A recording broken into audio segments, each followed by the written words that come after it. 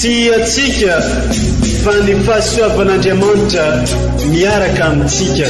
Isika fa ny fahasoavan'Andriamanitra miaraka amintsika noho izy roatsika sandrivaky sy asantsika miaraka aminy. Ny fianakaviana no taniketsa ipoiran'ny vocation.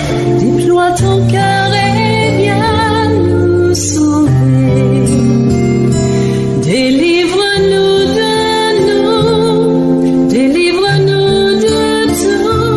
Sisika tokoa fa ny fahasoavan'Andriamanitra miaraka amintsika. Sisika fa ny fahasoavan'Andriamanitra miaraka amintsika noho izy roatsika sandrivaky sy asantsika miaraka aminy.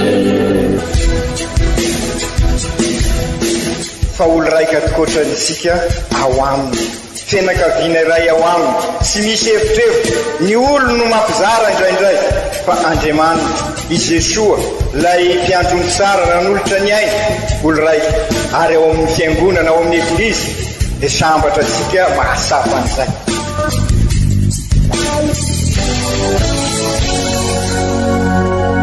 Olo araiky atsika atambatry ny fanahy masina kamiray, olo araiky ao amin'ny Kristy.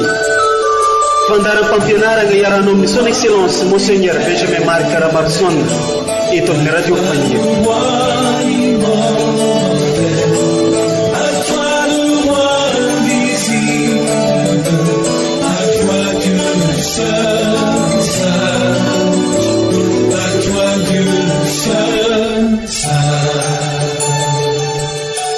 Ny masoko any amin'ny tompo lalandava, izy no manala ny tongotro amin'ny harato mba todio aho iantrao, fa onjohonjoko izaho irery mahantra. Nalaigny avy tao amin'ny Salamo 5:10. Alahady fahatelo ny amin'ny taona by amin'izao vanim-potoanany karemy izao, atolotro ny eglizy amintsika ny loha-hevitry lehibe iagnatsika mandritra ny herinandro, tsy mamela ipetrapoana ny fitiavan'Andriamanitra. Manasatsika hiasa, ibebaka, hanosiko ny ezaka efa vita, ivavaka mafimafy kokoa, fa indrindra ampibebaka ny hafa ihany koa noho ny ataontsika. Magnano mbola tsara tsika jiaby agnaty ankatrano agny atsika magnaraka tsy tapaka manjohy hatrany ity ozam-pemo amintsika ity. Isaoranay anareo zay tsy tapaka magnaraka ary mbola manasanareo hatrany. Hitandregny, ihaino, ny fampianarana ndraiky toroteny hoentindray mandrentsika son excellence Monseigneur Archevêque amin'ny alalan'ny famoabasana ombany toroteny ireo vakiteny masina samihafa atolotry ny eglizy amintsika iny any ity. Koa resitsika ampitiavagna, ampinogna ary amin'ny fanantenana ny izany.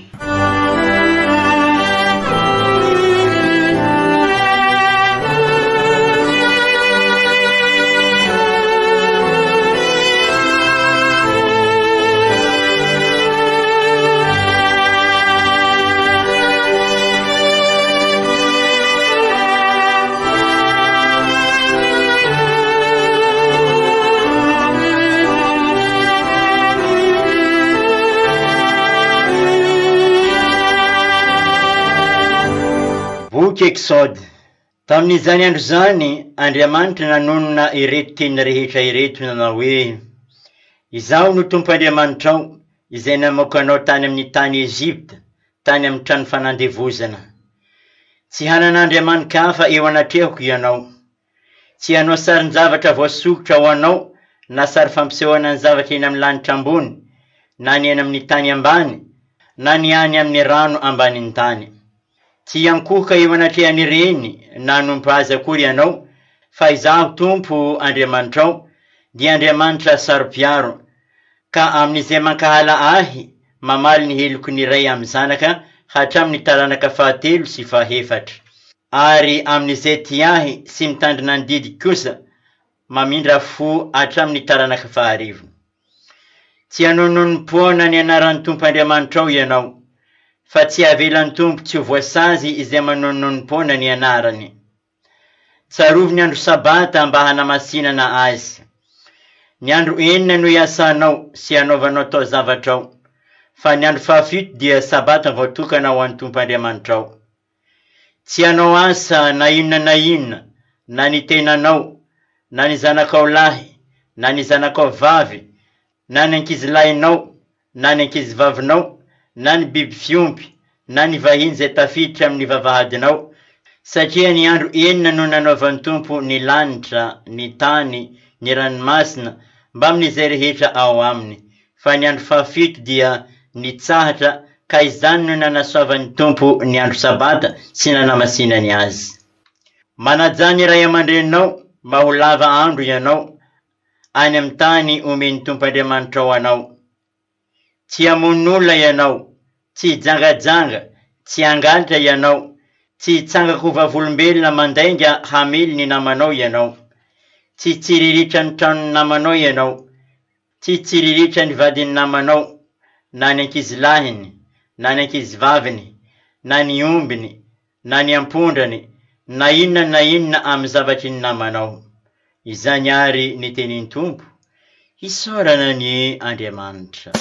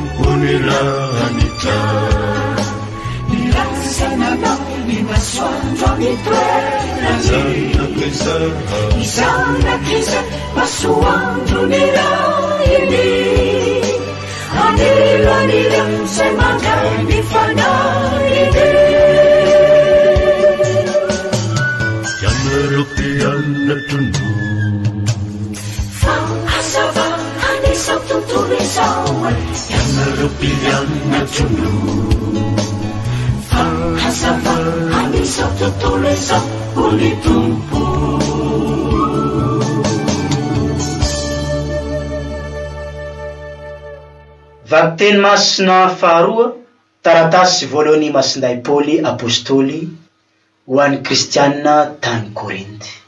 Re kristianina hava, ny jody mila famantara, ny gentily mitady fahendrena. Ary izay kosa mitory an'ny Kristy voafantsika tamin'ny azo fijaliana. Fa fitohinana amin'ny jody izany, ary fahadalana amin'ny gentily. fa i Kristy an'Andriamanitra sy fahendren'Andriamanitra kosa amin'izay voanjo na jody na jentily.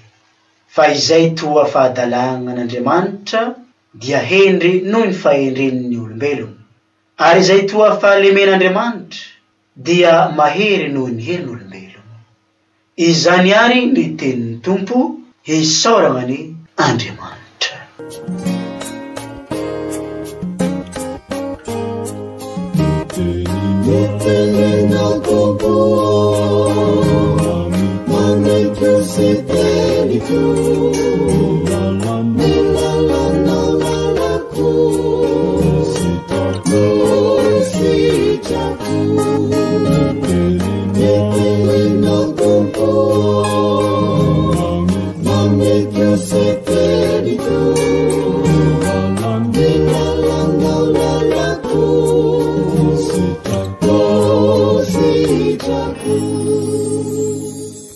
Vaovao mafaly Jesosy Kristy tompontsika araky Masindahy Joany amin'ny toko faharoa ny 7:17 ka hatramin'ny 5:20.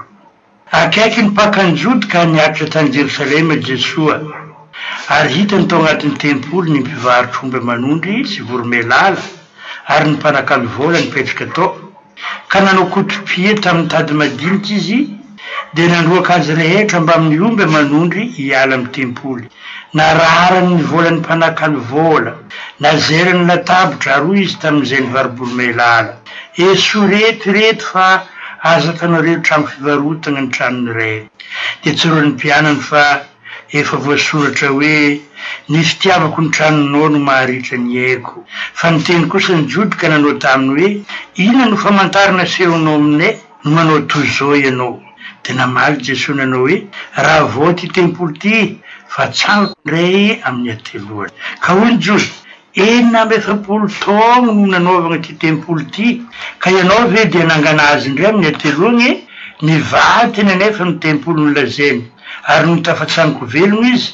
Dia tsaroan'ny mpianany fa voalazany zany, ka nino misaotra masiny sy ny voalazany Jesosy izy ireo. Raha mbola tany Jerosalema izy tamin'ny fetin'ny Paka, dia maro no ninony agnarany fa nahita ny fahagagana nataony, nefa tsy natoky azy ireo Jesosy satria nahalala azy rehetra izy, sady tsy mba mila olo ilaza aminy amin'ny olo, fa ny tegnany ihany dia nahalala izay eo am-pony olo.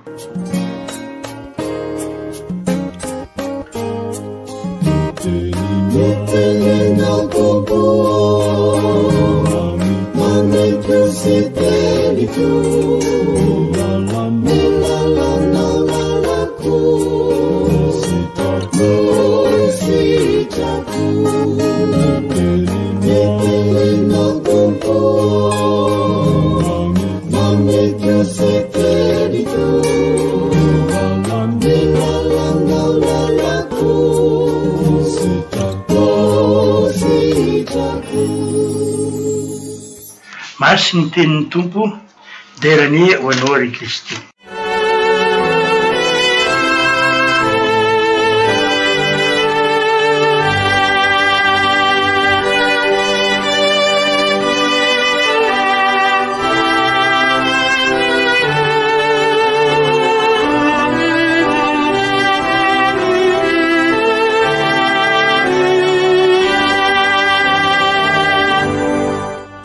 Kristianina afa malala, izao alahady fahatelon'ny karemy izao dia azo lazaina fa tena tafiditra tanteraka amin'ny fiomanana akaiky ny Paka isika. Amin'izao dia rahantsika manao miroso amin'izay Paka izay, ka ireo vakiteny aroson'ny Eglizy amin'izao alahady fahatelo amin'ny karemy izao ary nooka anampy asika amin'izay dia sady ady rahantsika manao zay. Mibaribary fa tena ady tokoa araka izay voalaza zay no atresika, satria takin'ny Jesoa, takin'ny Eglizy anao safidy itsika. Izay safidy izay no ady satria mandrivotra hatrany ny lojikan'izao tontolo izao sy ny firongony, ka mitady andresy hitasika zany amin'ireo korontana sy fifakaro zavatra, na ho an'ny fiarahamonina, na ho an'ny Eglizy, na ho an'ny firenena, na ho an'ivon'izao tontolo izao, na ho an'ny tena samy rery. Ka izay no mahatonga asika milaza hoe ady tokoa izao, ary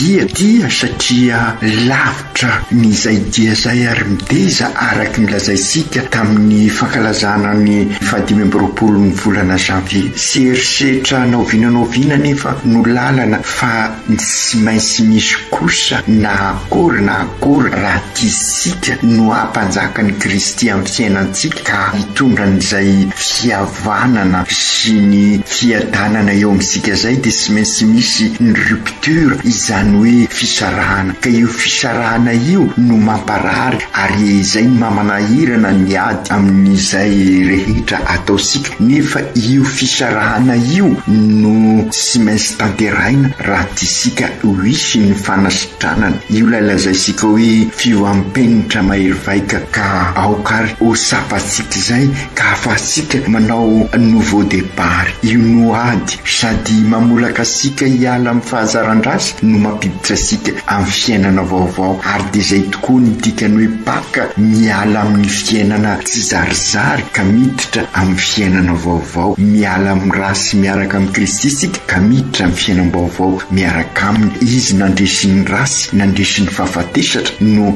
ankalazaisika amin'ny baka. Sy na izany raha fitina amin'ny teny hafa fa izy soa tonga eo anivosika dia anova ny fifandraisasika amin'ny zavaboary, amintsika samitsika amin'ny Andriamanitra. Io ilay lazaisika hoe mandrafitra ny mahaolona atsika kanefa io mahaolona io nipotika ka izay indrindra no mahatonga asika fa izao fankalazana ny paka izao dia manampy atsika hiditra amin'ny fankalazana ny kongresa eukaristika bebe kokoa satria ny paka dia fankalazasika any Kristy fihavanana, Jesosy mpampihavana ka miova ny fifandraisana ao amin'ny Jesosy nandresy any rasy ka mihavana indray isika amin'ny zavaboary, mihavana indray isika samitsika mpiray tampo isika ziaby ka miova koa ny fifandraisasika amin'Andriamanitra. Ka izay indrindra no antraterina amin'izao dia fiarandia ataosika izao ka hitondratsika amin'ny paka ary efa mampiditra asika araky ny voalaza teo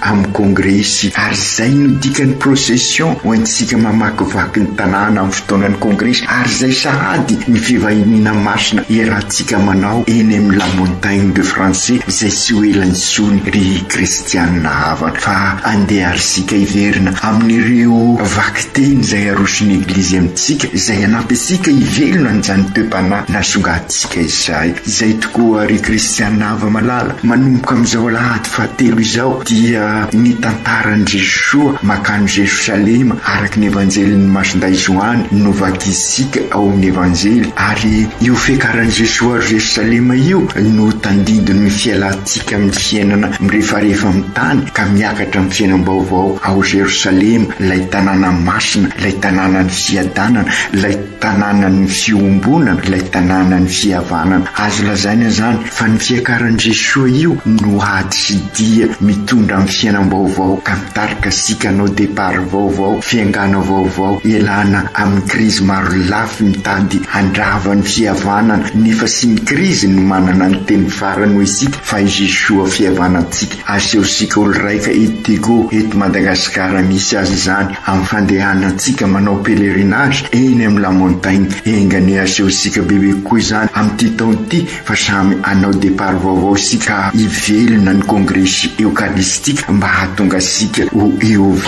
missionnaire tabernacle velona. Sara ihany koa ry kristianina hava malala ny manamarika fa mizotra isan'ambaratonga n'izay ady sy dia zay fa sy vita indray mandeha ho sapasika zany amin'ireo vakiteny arosony eglizy mandritra izao alahady visivisy melohan'ny paka izao hanampy asika hiditra ao Jerosalema, ilay tanàna ny fiadanana, ilay tanàna ny fihavanana miaraka amin'ny Jesosy. Io fidiran'i Jesosy ao Jerosalema io no hitondrany Jesosy antsika amin'ny fiainam-baovao, hivelomantsika ny fanekempihavanana vaovao, ilay fihavanana manambara fa miverina sy mirindra ny fifandraisana amin'ny zavaboary, ny fifandraisana eo anivon'ny fiarahamonina ampanjaka ny rariny tsy nisiny ka samy ifampitsimbana hikasaka ny soiombonana ahitana ny fivelaran'ny maolona manontolo sy ny olon-drehetra. Io fihavanana io no mitondra amin'ny fahamasinana, fahasambarana, fiadanana satria mampiombona antsika amin'Andriamanitra tanteraka izany raha mitoetra ao amin'ny Kristy sika ary avela sika hitoetra ao amintsika Kristy. Izany no fampianarana fototra lehibe misongadina amin'izao alahady fahatelo amin'ny karen'izao. Ny tempoly ry kristianina hava malala dia fantatsika fa ivo ny fiainan'ny jody satria sady trano fivavahana no fanaovana sorona fankalazana ny fety sy ny fomba mpivavahana maro isan-karazany. Ny tempoly arak'izany dia io ny référence lehibe, référence principale amin'ny fiainan'ny jody. Ny tempoly no maizy azy sy androm-pisian'ny jody. Amin'ny evanjely androany ary raha Jesosy miditra ao tempoly dia nahita korontana ao amin'izay tempoly izay dia mampasiaro ny zava-misy iainantsika ankehitriny noho ny krizy. Izany no nahatongavan'i Jesosy amerina amin'ny lohany ny zava-drehetra analantsika ao anatin'ny korontana entin'izao krizy izao. Izay ny tanjon'ny Paka ary izay no antony mahatonga antsika hoe i Kristy fihavanantsika. Ny nataon'i Jesosy tao amin'ny tempoly zany dia tandindiny izay tanterahiny eo amin'ny hazo fijaliana ary manambara mipaka osika. Hitasika Jesosy eto mametraka amin'ny toerany ny asin'ny tempoly ilay tranony ray ary tsy izy io tranony ray io fa izy Kristy. Ary rehefa isika ihany koa vita batemy kristianina mpiaradia amin'ny Kristy dia isika no tranony ray, isika no zary tempoly, izany hoe miverina amin'ny asina mahazanak'Andriamanitra sika. Ka ny fiainantsika no izany dia tempoly ihany koa. Ka sy ny io ivony tempoly io fa ny fosika matetika verimberisika fa indrindra amin'izao karen'izao dia aoka anainga isika ho diovin'Andriamanitra ny fosika. Ary izay no tanterain'i Jesosy ao amin'ny tempoly satria nanala n'ireo korontana maro tao amin'ny tempoly i Jesosy. Ka izay ihany koa no tanterain'i Jesosy amin'izao Paka izao, anala ireo encombrement marobe ao amin'ny posika ao. Ka meteza ary sika ho diovin'i Jesosy, izany hoe i Jesosy tsy maniry, tsy manao forcé izy fa isika no manantona azy. Ary dia rehefa manantona azy sika dia izy no manatanteraka an'izay fanadiovana ao amintsika izay. Ambaran'ity evanjely ity ary avondrenesika teo fa akaiky ny Pakan'ny Jody ka niakatra tany Jerosalema Jesosy ary hitany tao anatin'ny tempoly ny mpivarotra omby, amanondro sy voromalala ary ny mpanakalo vola nipetraka tao. Izany hoe very ny maizy azy ny tempoly, ny asin'ny tempoly sy hitesony fa korontana no tao. Io koa no zava-misy iainantsika eto nivon'ny tranobe iombonana amin'izao fotoana izao. Endriky ny fosika ihany koa io voalazan'i Jesosy io maro ny korontana ao amin'ny posika ao. Ka inona no nataon'i Jesosy? Nakotopia tamin'ny tady madinika izy dia nandroka azy rehetra mba amin'ny omby amanondro hiala amin'ny tempoly.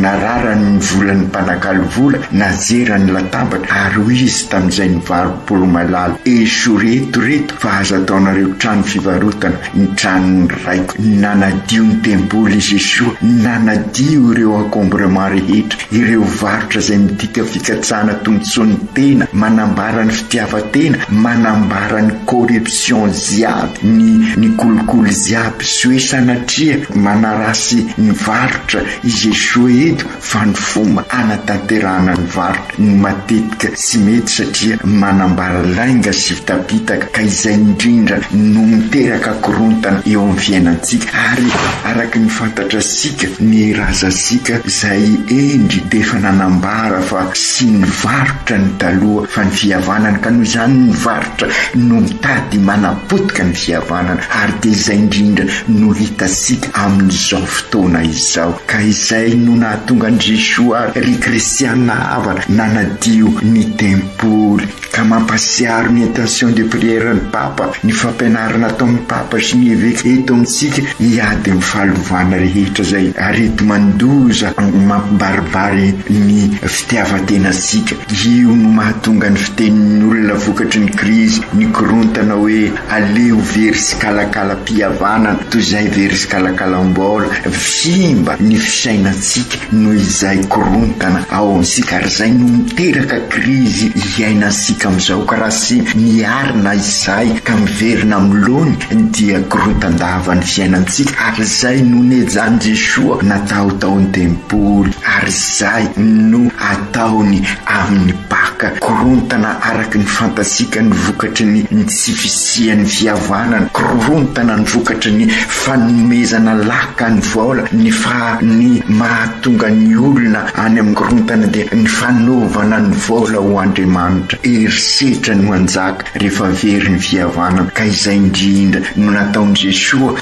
amerina am'lohany ny fifandraisana satria sy nivaritra tokoa ny taloha fa ny fihavanana engany isika amin'izao firososika mipaka izao ary mba samy anaiky ho diovin'Andriamanitra ny fosika ny fiainantsika manontolo ka ho esorina ireo akombran isan-karazany ao an-tempoly ny fosika ao entin'ity krizy manakorotana ny fiainana ka ny fihavanana manakorotana ny fihavanana ka engany ho vonina ibebaka isika ka zary eo ove missionnaire tabernacle velona toy izany koa ny mpivarotra rehetra mba hametraka ny fahamarinana sy ny rariny ary nisiny fa indrindra amin'izao andro sarotra izao sy hoe anapotika ny mpivarotra tao an-tempoly i Jesoa fa hametraka sara ny anjara toerany tempoly fonenan'Andriamanitra toraka izany koa dia sy hoe anapotika ny fiainantsika ny famarenana an'izay fihavanana izay sy ompitehina ny fosika fa mila mametraka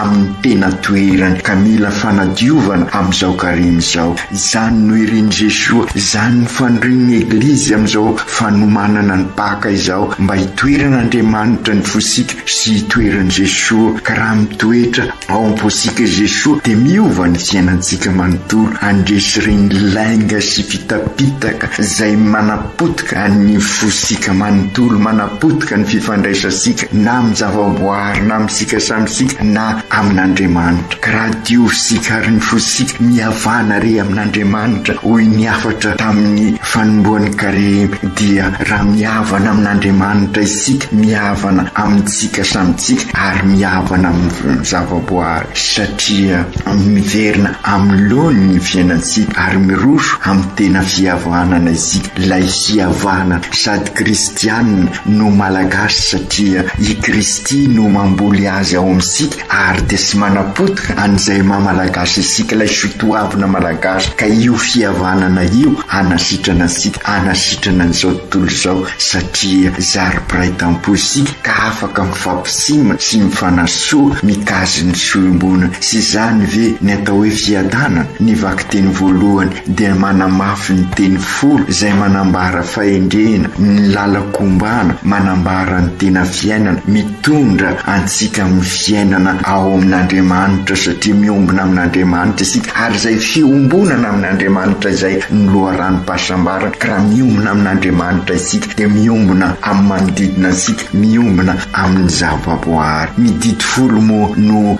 mahazatra iansosika azy fa ny tena marina ny dikany hoe dekalogue dia teny folo izany hoe teny manoro asika ny tena fiainana andaviraresika n'izay fiainansika izay mba ho fiainana mirindra araky ny fifandraisana ka mandrafitra ny mahaolona ka mahatonga sika hivelona an'izay mahazanak'Andriamanitra isika izany ka izay indrindra no mahatonga n'io teny folo io mitondra antsika amin'ny asambarana satria mitoetra eo anivosika Andriamanitra ary raha mitoetra eo anivosika Andriamanitra dia miala ireo encombrement arakasinina ireo encombrement izay manapotika ny fifandraisana fantatra sika sara zany sy inona fa ny fizangazangana ny fangalarana ny lainga ny fandriana vadin'olona ny fandriana fananan'olona izay manapotika n'izay fifandraisana izay manapotika ny fihavanana manapotika ny fiainansika ka okary ararotsika izao fiomanantsika ampaka ary ny fiomanantsika amin'ny kongresy andinika sara ny teny folo ny didy folon'Andriamanitra misy milaza fa efa lany andro sanatria izany sy lany andro io satria mandrafitra ny mahaolona sika raha sy zany dia lany andro koa ny mahaolona sika ry kristianina ava malala ka raha isika tokoa ary ireo teny folo amin'izao vanim-potoanany karemy izao amin'izao fiomanantsika amin'ny kongresy eukaristika kainy 2024 izao ka erahantsika miady amin'ny encombrement mandoto ny fiainansika ary io teny folo ny didy folo io dia torolalana mazava iafasika iroso amin'ny diasika aza matahotra arsika toizo ny diasika re kristianina ava malala mahereza sika miady amin'ny fakapana raha miady amin'ny fahotana miaraka amin'ny Kristy sika dia hiaraka isangana aminy ambaka ka hamokatra ny fiainansika manana modely isika amin'izany dia Victoire Rasomanarivo ry Lucien Botovasoa zay fantatra sika fa niombona tamin'ny Jesoa tokoa ary nivelona an'izay fihavanana sady kristianina no malagasy zay ka okarsika izoro ho vavolombelona amin'ireo manodidina sika tahaka azy ireo fa i Kristy sy miova ho maly anio ary mandrakizay izy no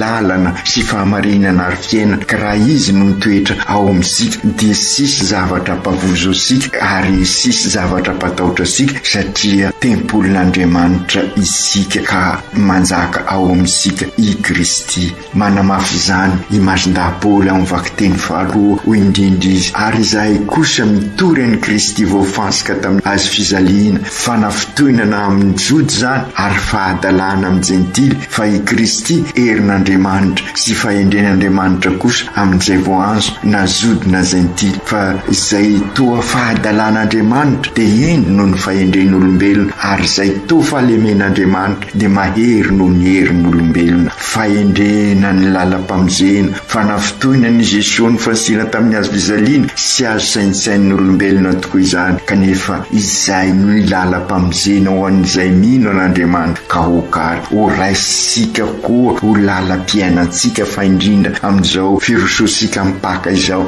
amin'izao diabe irososika amin'ny kongresa eukaristika izao ry Jesosy Kristy nanaiko famonjena ho anay ianao nanaiko hitondra ny aretina sy ny rofinay rehetra nodiovinao ilay tempolo tranon'Andriamanitra ka mba diovy koa ny tranoben'Andriamanitra izay tena potika ankehitriny noho ny fiainanay izay nirefarefa amin'ny tany vokatry ny sy fahaizanay fa mifanarahanay ny lojikan'izao tontolo izao ka vony fakapanay izahay nametraka ny varotra nametraka ny vola alohan'ny fihavanana ka okary ibebaka izahay ka iroso amin'ny tena fihavanana dia ny fihavanana sady kristianina no malagasy ka engany ianao tokoa no toetra ao aminay ary izahay toetra ao aminao dia iada-pinaritra izahay satria iova ny fifandraisana na amin'Andriamanitra ray na amin'izay samy olombelona satria piray tampo izahay izy aby na amin'ny zavaboary satria ho kolokoloanay sy ho karakarainay ka amelona anay ny zavaboary ry Jesosy tompo engany ny fahefanao izay sy mamorotra fa mitondra fiadanana no fahefana izy ronay ho vavolombelonao eo manodidina anay ampianaro izahay anisy ny fiainanay araka ny teny folo ny ampianarin'Andriamanitra ny vahoakany ka amin'izay dia iroso amin'ny tena fihavanana sady kristianina no malagasy izahay ka hiada-pinaritra miaraka aminao Masin'i Maria Masinday Joseph ny fianakaviana mitondra faisana amin'izao krizy izao mitondra ny tsy zakany ka ankininay aminareo ny fianakaviana mba ho eglizy kely tokoa miomana amin'izao paka izao ka hivelona ny teny folo ho diovin' Jesosy ka hitoerany ka hifampitsimbana sy fanarsoa hikasaka ny soa-iombonana ampio izahay hiomana tokoa amin'ny kongresa eukaristika teny 2024 ka ny fihavanana tokoa no anasitrana satria piratampo izahay izy aby aoko tanteraka izany amin'ny anaran'ny Ray sy ny Zanaka sy ny Fanahy Masina. Amen.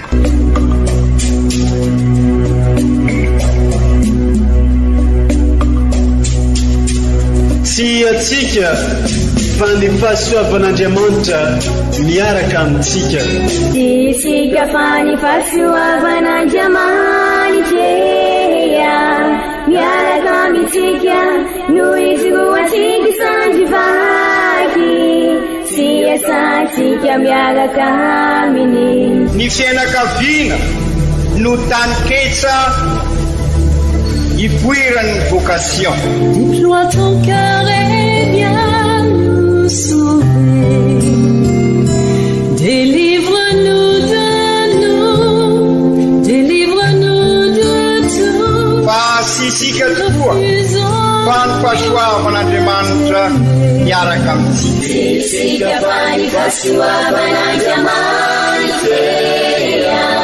miaraka amintsika no isoasika sandovaky siasatsika miaraka aminy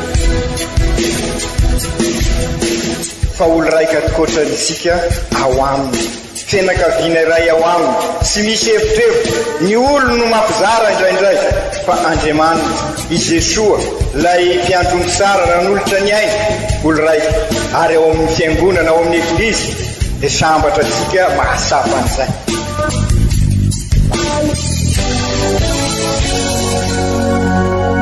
olo araiky atsika atambatry ny fanahy masina kamiray olo araiky ao amin'ny Kristy fandaram-pampianarana iaranao amin'ny son excellence monseigneur Benjamin Marc Ramarson eto amin'ny radio Fania